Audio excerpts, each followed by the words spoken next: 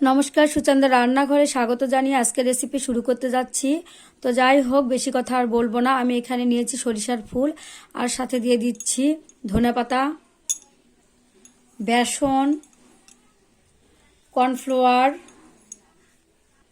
স্বাদ মতো লবণ, হলুদ গুঁড়ো, মরিচ গুঁড়ো, ধনিয়া গুঁড়ো। এখন আমি সমস্ত মশলা দিয়ে সরিষার ফুলগুলো মেখে নিব। জল লাগলে অল্প একটু করে জল দিব, আর যদি প্রয়োজন না থাকে তাহলে দেওয়ার দরকার নাই। তো আমার এখানে একটু শুকনো শুকনো লাগছে, আমি এখানে অল্প অল্প করে একটু করে জল দিব। জলটা দিয়ে দিচ্ছি। জল দিয়ে ভালোভাবে মেখে নিব। বেশি জল দেওয়ার প্রয়োজন নাই, বেশি জল দিলে একদম বেটারটা ভালো হবে না। সামান্য পরিমাণে জল দিয়ে আমি সরিষার ফুলগুলো এভাবে মেখে নিয়েছি। তো আমার মাখা কমপ্লিট। এখন আমি মূল রেসিপিতে চলে যাব। প্লিজ ভিডিওটা স্কিপ না করে দেখবেন, আশা করি আপনাদের ভালো লাগবে।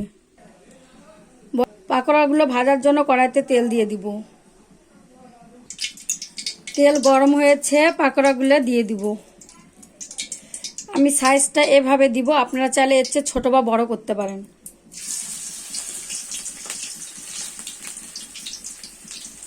এই পাকোড়াগুলো বানাতে খুব একটা উপকরণ লাগে না এবং খেতেও ভালো লাগে, আর খুব সহজে তৈরি করা যায়। অনেক সময় খেতে ইচ্ছে করে না, এরকম পাকোড়া বানিয়ে নেবেন, খাবারের রুচি বাড়ে। বিশেষ করে বিকেলবেলা চায়ের সঙ্গে খেতেও খুবই ভালো লাগে। পাকোড়াগুলো এভাবে এখন উল্টে দিব। পাকোড়াগুলো লাল লাল করে উল্টে পাল্টে ভেজে নিব। আর পাকোড়াগুলো আমার ভাজা হয়েছে, দেখতেও অসাধারণ লাগছে। এখন আমি পাকোড়াগুলো তুলে নিব।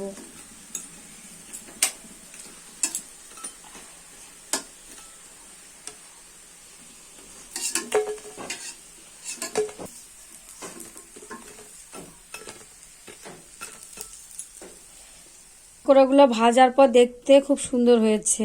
বাকি পাকোড়াগুলো আমি একইভাবে ভেজে নিব। বাকি পাকোড়াগুলো ভাজা হয়েছে, এখন আমি তুলে নিব।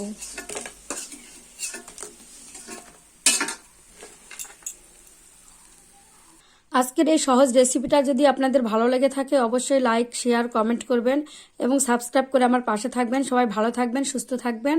আজ এ পর্যন্ত, সবাইকে ধন্যবাদ।